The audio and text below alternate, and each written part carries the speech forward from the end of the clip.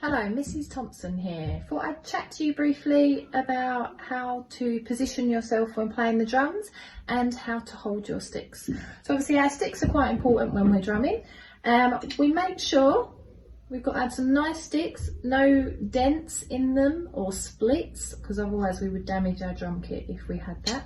So make sure we're holding our thumb and our finger opposite each other, about a third of the way up the stick, not too high, not too low. Pinch them between your thumb and your finger. The rest of your fingers wrap round, and the end of the stick needs to be resting on the squidgy part of your hand.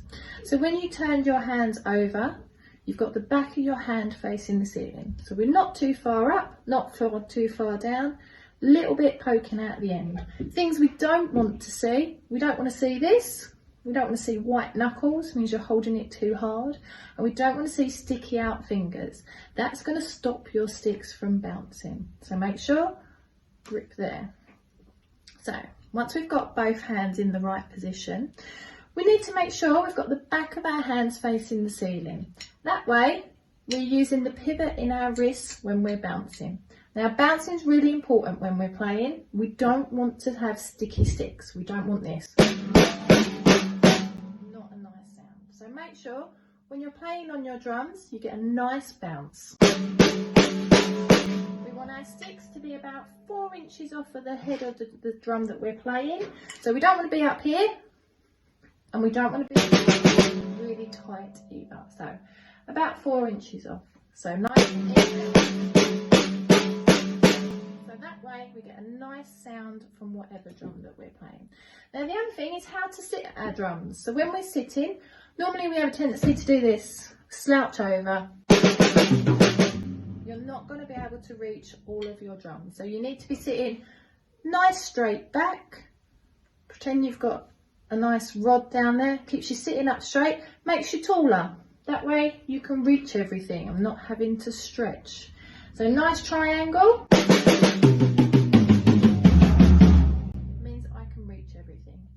We make sure we're sitting opposite our bass drum. Our bass drum is the biggest drum of our drum kit. It's the hardest one to move. So we make sure we're sitting opposite our bass drum.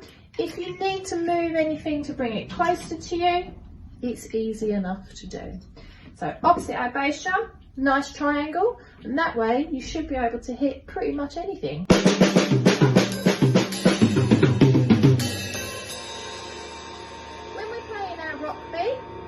Same thing, we're sitting up nice and tall, not slouching over.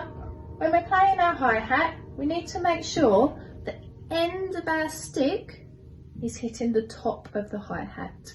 We don't want to drop our sticks. All that's going to do is get damage on your sticks. They're going to splinter, they're going to mark, and they're not going to last very long. So we don't want to see chicken wings, we don't want to see arms up here. We want it to be a nice sensible place. So an example of a bad position. So we're slouched over. Not brilliant. So nice and straight, back of your hands facing the ceiling. And you should be able to get a nice even sound. Hopefully that's helped. So just remember, grip of your stick, make sure you're not too high, too low, and bounce, most importantly. Bounce to get that good sound off of the drums. Thanks.